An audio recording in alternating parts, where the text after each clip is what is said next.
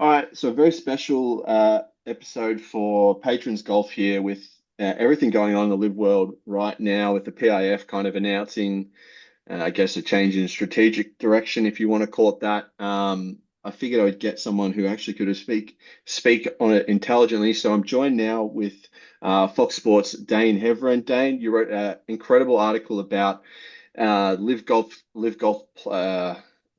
tour players in terms of, I guess, what's next. I guess before we kind of dive into that, thank you for joining me.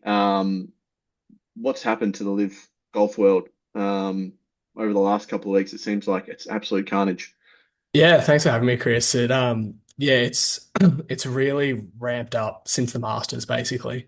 Liv had its Mexico City event the week after the Masters, and that was when news reports started to go around of it unraveling.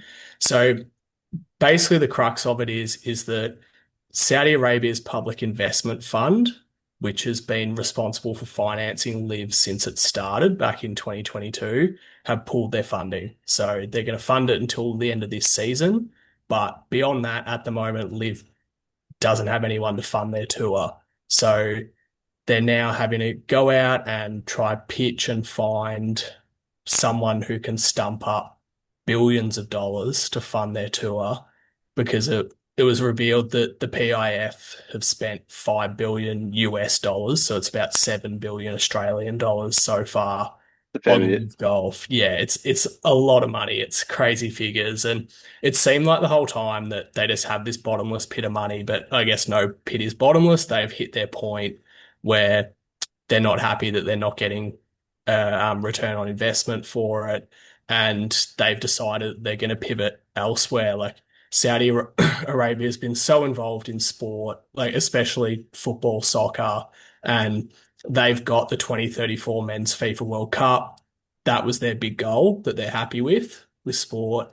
So now they're looking to pivot into technology, AI, different sectors to invest in, but they're going to keep they're going to keep going with sport. Mhm. Like they're keeping English Premier League club Newcastle United, and they're going to keep investing in like the Saudi Pro League and other things, but big commitments like Live Golf they've dropped. Yeah, it's interesting because I think most people probably, when Liv came out, they were probably very firmly on one side or the other. Like I originally was probably heavily PGA Tour. It felt fairly gimmicky, with the team names, the and even the quality of the players, right? Phil Mickelson was kind of the catalyst and the driver for it, and even he was, I guess, at his age, probably not a massive loss for the PGA Tour, but you kind of had these guys like Ian Poulter and Graham McDowell. No one kind of really household, and it wasn't really until the likes of Bryson and John Rahm sort of went that I think people probably started to, I guess, pay real attention to it. I, I wonder if, and obviously, I'm not sure if you've been to the live event here. I feel like there's two very different sides of the reaction to this news, right? So you've got the American market, which is obviously so heavily dominated with PGA Tour, but then there's the rest of the world, which is fairly starved when it comes to golfing events. I think everyone in America is kind of going, "Yep, haha, I told you so." Whereas, markets like Australia, South Africa, maybe even parts of Asia are kind of like, this is actually this is actually pretty not devastating for us, but it's a significant blow to Adelaide. I'm not sure what the events have kind of turned revenue wise, but it's a significant blow for pretty much anyone outside of the US market. Yeah, it is. It's really concerning in that sense because it's so unknown what the future's going to look Mm. like. Is that if Liv is gone, you never know. They might find a way to continue and go forward. And they keep saying that publicly. Like they keep reiterating, like Adelaide, they've got a contract until 2031 to play in Adelaide, which is a long way away from now. Yeah. Um, but they keep reiterating that next year's events are going to go ahead. Like after that week in Mexico City a couple of weeks ago, they announced like we're coming back next year. They did the same with South Africa before the Masters. So even though things behind the scenes are troubling, they're trying to push publicly that they're going to keep coming back. From an Australian perspective, like there really is a lot of uncertainty. Like, yeah, Live Adelaide, 100,000 people there across the 4 days earlier this year. When it was a 3 day event, the last couple of years, 30,000 people there a day. It's been massive for Aussie Mm, golf. Like mm, you just see the pictures of people swarming the fairways, and it's gone global around the world. It was similar in South Africa earlier this year. And it is like the Southern Hemisphere countries like that are just crying out for more golf. I think there's a lot of people in Australia that are concerned about it going back to how it was, which was we'd get a President's Cup once every decade, maybe twice every decade, if that. mm. And that was when the best players would come down here. Otherwise, we just wouldn't see them for a long time. Yeah. The potential, this is short term, if Live does end, the DP World Tour looks like the most likely avenue for Live golfers to go play, same as what Patrick Reed's done Mm, with leaving Live. And the DP World Tour season starts in November, December with the Australian PGA and the Australian Open.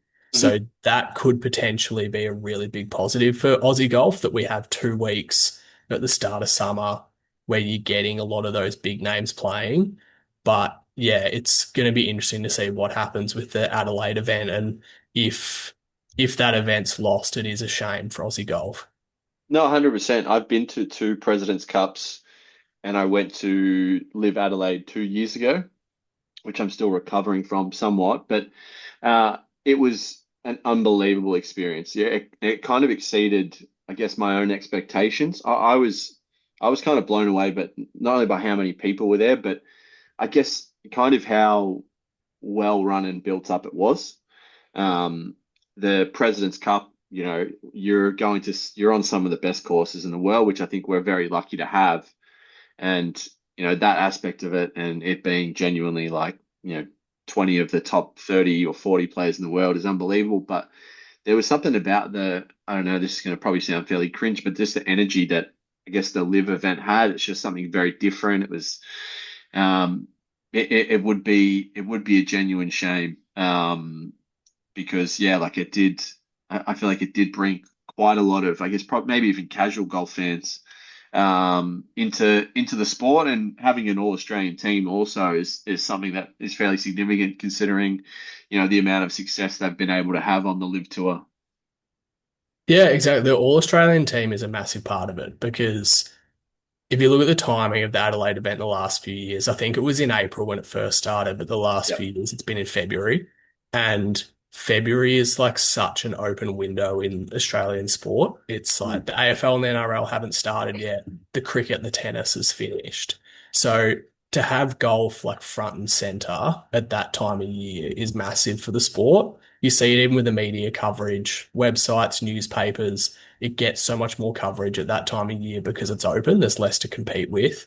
And so that's one thing Liv's done really well. But the other side of it with the All Australian team, the Rippers, is that those guys are super invested into Australian golf. Like they love that event more than anything. They Mm. pump it up so much. And a couple of years ago, they struck up a partnership with Golf Australia that My Golf, which is golf's version of Auskick, is is funded by the Rippers Wow, I didn't know that. and Yeah. sponsored by it. So, Cam Smith, Mark Leishman, Lucas Herbert, and Elvis Smiley pump money back into Golf Australia to fund that.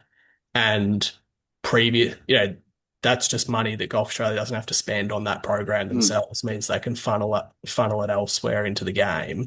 Mm. And so if something like that falls away with the end of Live, it's just a shame and a loss for Australian golf.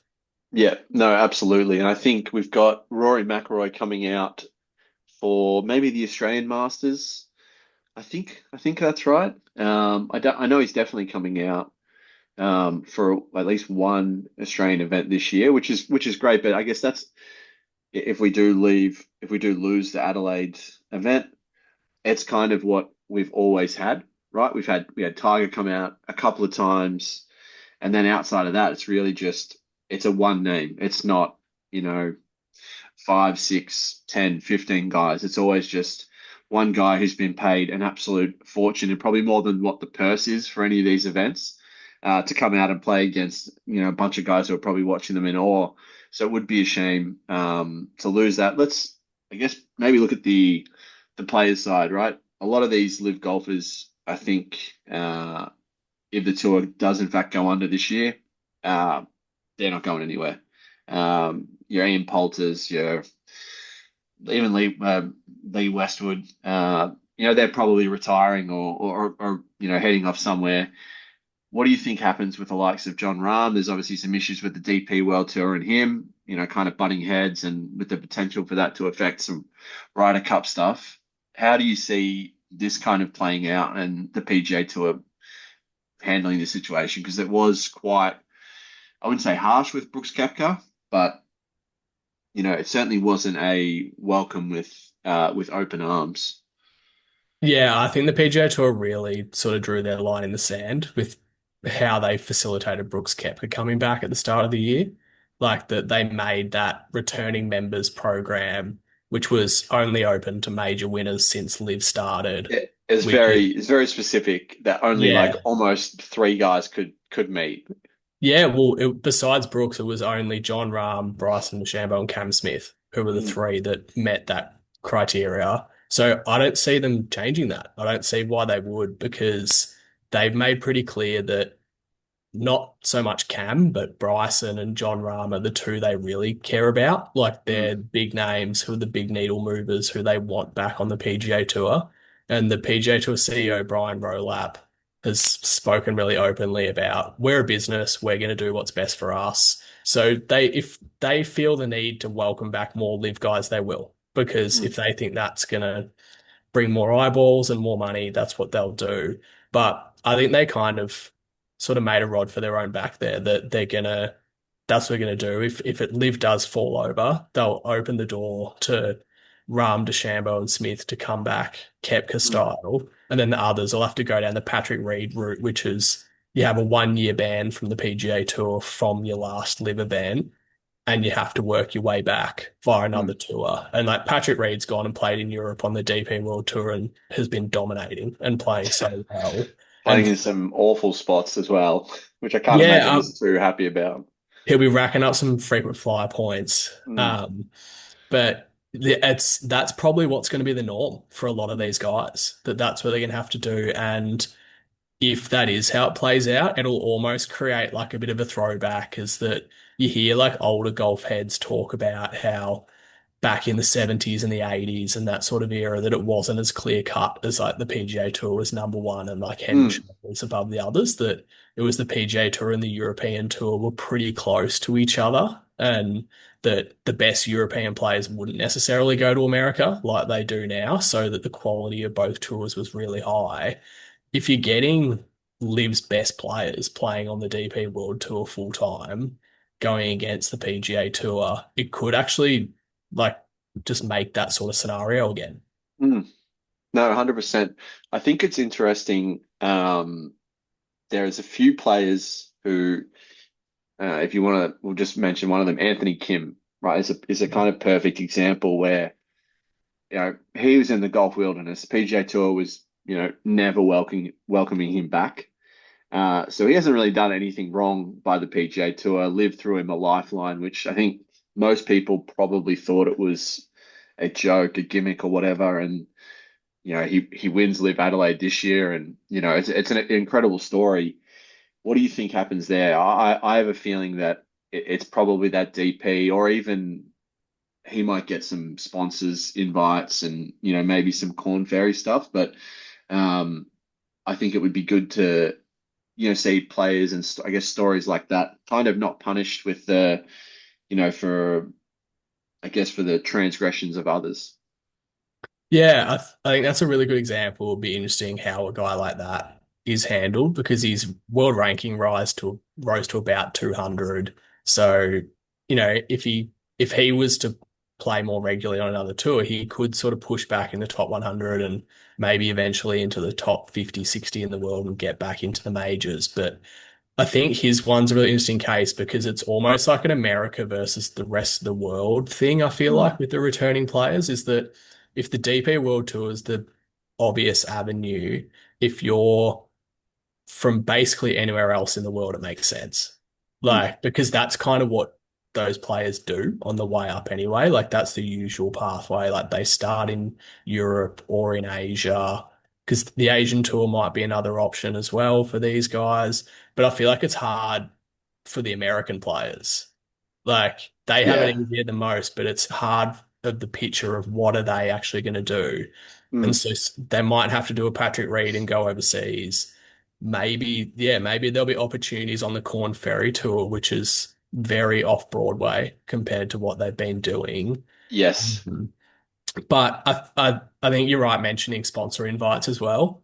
I think the PGA Tour will certainly feel pressure from some of their sponsors who, especially who sponsor tournaments that probably aren't signature events, aren't, the week before a major that get a lot of attention anyway, Mm. that they will surely be thinking, if Liv's done and these guys are available to play, how am I going to get more eyeballs on my event? Maybe it is throwing out a sponsor invite to an Anthony Kim or anyone else from Liv.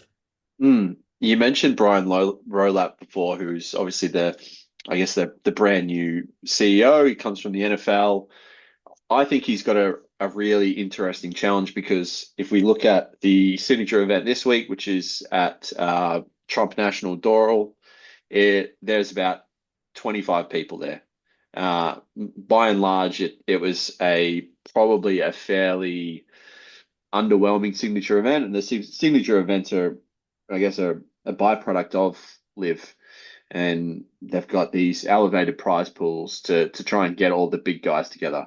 And we saw five guys, including Rory, just go, "We're not going to play it." I do think that he probably is in a much better situation than say Jay Monahan was, who obviously went aggressively head to head with Liv. We've got a guy who's not really from a golf background, kind of come in and he's got a big giant mess of a schedule to fix up for next year. And so I think, yeah, there's definitely got to be some flexibility in how they, I guess, how they look at this, because you're right, like the Myrtle Beach Classic, which I think is this week. I think Brooks Koepka's playing in it, and there will probably be absolutely no one else with another signature event and the PGA Championship just a week away now. Yeah, well, it's an issue that the PGA Tour have been addressing because it's no coincidence that Brian Rowlap comes from an NFL background, and recently they've been talking about shortening the season to not collide with the NFL in Mm. America. And one of the big pushes within that as well is they've talked about playing in marquee cities to try attract crowds rather than where this week playing in Florida, it's not the easiest place to attract a big crowd. But unfortunately, that's also just part of the modern day market with Mm. sport. And it's not just golf, it's many sports, is that it always looks so much better when there's a big crowd there. And we've seen that with Live Adelaide, Live South Africa, and the PGA Tour on the flip side has several events where it looks like you could, you know, basically just walk the course freely with your favorite player, whoever you want. You can bring your Um, own clubs if you want. yeah, but it's all about broadcast rights and broadcast dollars. The PGA Tour, even though they have very few people there, there's millions watching at home in America on a Sunday afternoon, and that's Mm. where they make their money. Where Liv was never able to, or has not been able to crack like the broadcast rights market like that. And so even though like it is something the PGA Tour are like thinking about and addressing, it's probably a fair way down the list of like their priorities, Mm. because as long as they're getting that sponsorship dollars and that broadcast revenue and people are tuning in, I don't think they're too bothered if it's like the galleries aren't packed at yeah, like the Cadillac Championship that wrapped up this morning. Yep.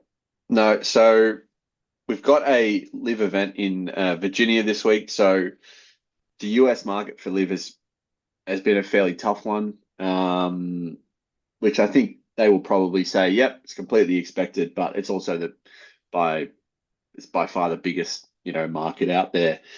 Uh, I'm not going to ask you for a prediction, but I guess with the amount of uncertainty and how this story has kind of moved so quickly, you had Scott O'Neill come out and kind of say, no, everything is absolute rubbish. And then all of a sudden, uh, it turns out that, it wasn't rubbish. It's been announced that, yeah, there's no funding for the next year.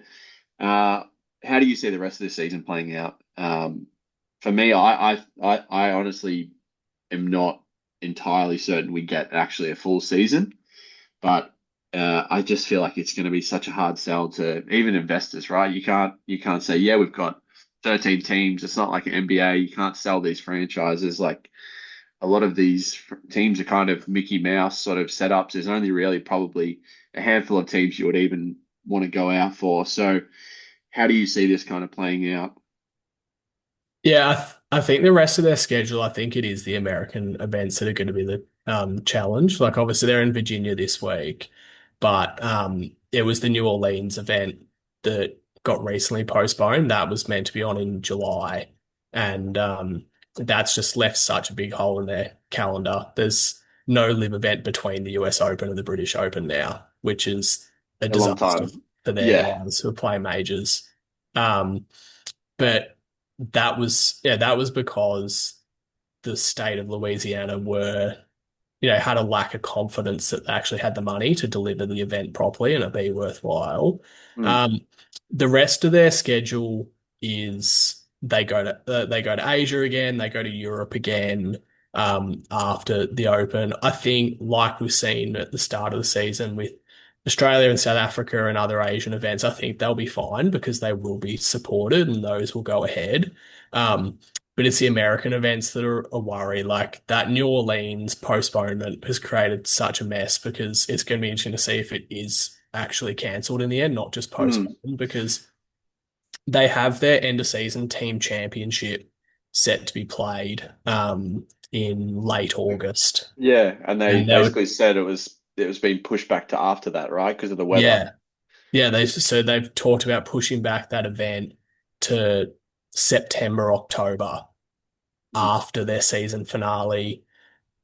They talked about maybe it being more like an exhibition style event rather than contributing to the team. Like it's all a bit of a mess, but I don't think we'll see too many more postponements and cancellations because because there are those international events that will be like supported by those local markets to make sure they go on.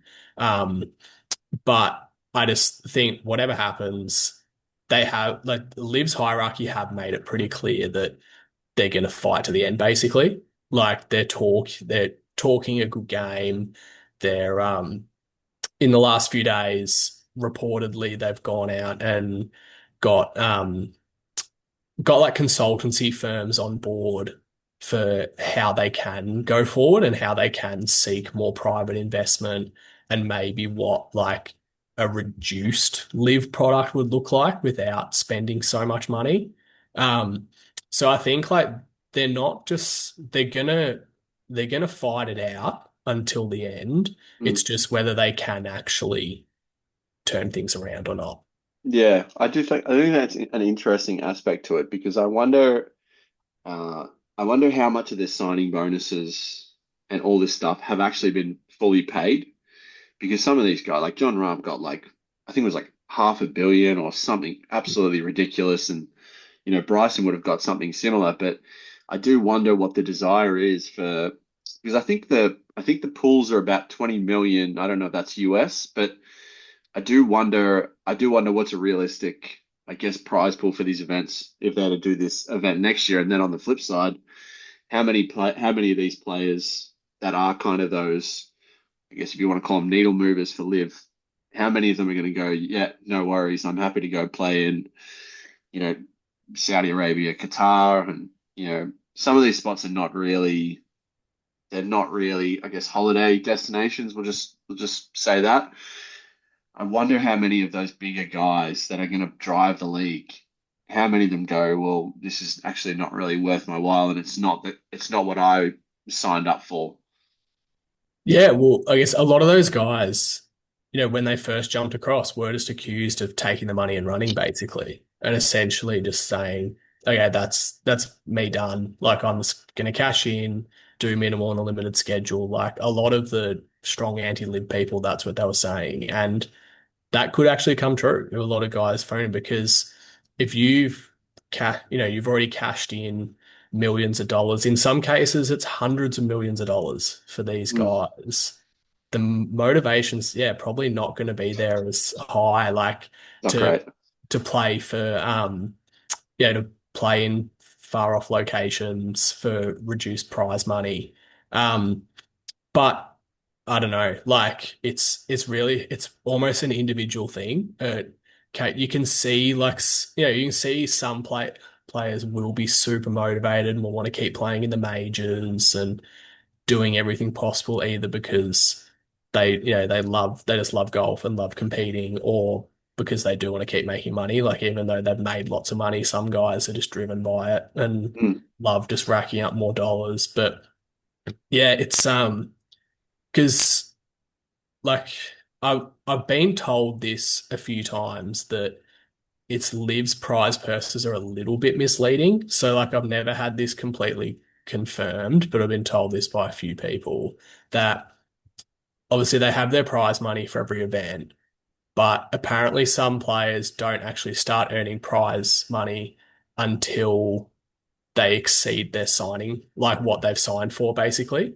oh, okay. That's interesting. So if you've signed for, say, $10 million, once you hit over $10 million in prize money, that's when you actually start earning it. Oh, okay.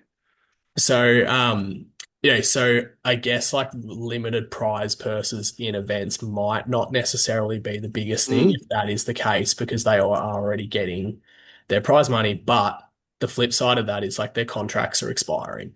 mm. And before the Masters, before all this broke, Bryson was talking about how like his fees put on his head is 500 million US dollars to recommit to live. And it's like you can't see that happening now. No, I think Bryson's an interesting one, right? Because he obviously like he's gone so heavily into the YouTube side of things, which is a massive part of golf now. And, most of the casual golf fans, they're watching Bob Does Sports or the good guys or whatever. There's a million of these guys doing this stuff on YouTube. I do wonder what his motivation is. Let's say he does come back to the PGA Tour.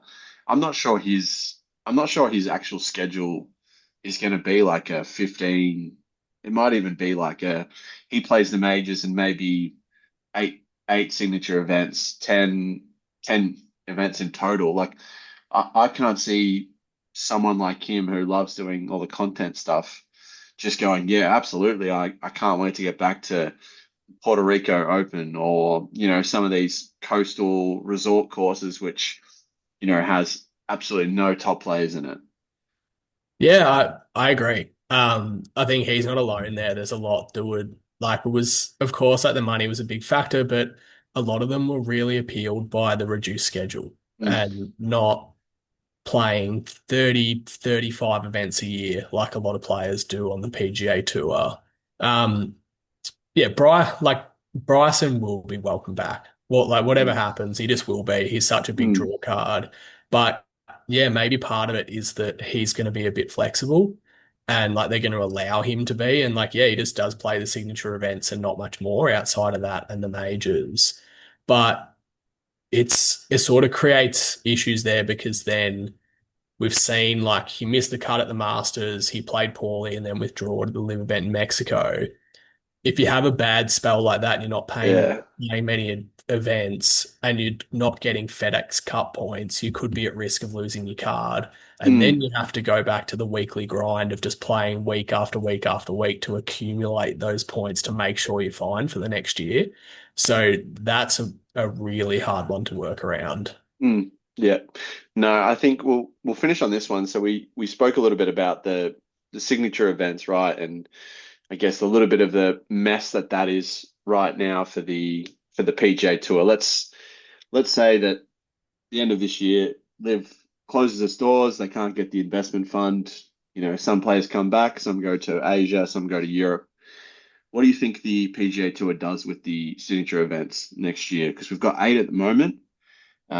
It's definitely not working the way they probably wanted. The PGA Tour just had to lay off, I think it was about 50 staff members. So having, I guess, 8 or 9 or 10, I'm not even sure how many is of these massive, massive purse events, which the best players are still saying, no, it's not enough for us.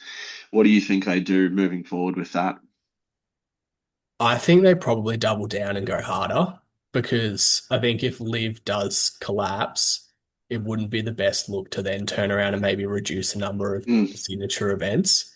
So I think they almost double down and go harder, whether that's maybe increasing adding another one or two like they did with, because the Cadillac Championship before this week didn't exist last year. They just added that as another mm, signature event. Um, yeah, I wouldn't be surprised if they did something like that, like added another one or two to the schedule, um, or maybe increase the prize money a little bit, for them. But yeah, I reckon they go harder on them for sure. But yep. I think they might have to listen to the players a little bit and maybe move the schedule because Rory not playing a few of them this year because of them being around the majors is a big concern. Mm, And I know a lot of the players really don't like a signature event being the week after the Masters, for example, like the RBC Heritage was. yeah. I feel like the I feel like that was probably one of the biggest shifts, right? When the PGA Tour went into the, I guess, the private investment and the TGLs, you've got, I guess, all of this, I guess, different ownership of the PGA Tour, which was, so typically driven by the playing groups. Now you've got, I guess, these other financial factors. I do I do wonder how possible it even is for them to even say, I know there's a players union or whatever, but I feel like there's no way they get back the same control and, I guess, level of, I guess, input that they probably had maybe like 4 or 5 years ago. Yeah, I mean, maybe initially, but if Liv is gone and in a couple of years' time, there's not really the competition, maybe it does get back that Mm, way. In a couple of years' time, they can kind of get back to doing whatever they want to do. But yeah, I think if Liv does end at the end of this year, there'll be a lot of angst and animosity around it, especially with players returning because PGA Tour being a members organization, players are mm, going to be worried about losing their own spots to these guys, and mm. like there will be tension about it. So for the next little while, they probably will just have to listen to the players and sort of give them what they want because even this year with the schedule, with a few other things, there's been things the players haven't been happy about. Mhm. And they're gonna have to try their best to make sure things are as smooth as possible and not create more issues in what should be a really like turbulent time for the sport. No, 100%. Happy players, happy life. Mm. Uh, Thank you very much for coming on, mate. Really appreciate your time. Where can we find your work? I know it's on Fox Sports, news.com.au, I'm assuming. Yeah, foxsports.com.au. I work for Fox Sports Australia, so that's the main place. News.com.au and some of the newspapers around the country occasionally pick up our stories, but everything is foxsports.com.au. That's the place to go. Awesome. Uh, Dane, thank you very much for your time. We'll definitely get you back on, because I had a lot of fun diving into this side of things, and this one feels like it's for the golf tragic. So thank you for taking the time, my friend, and yeah, we'll see what happens with Liv from here. Thank you very much, Chris. I appreciate it.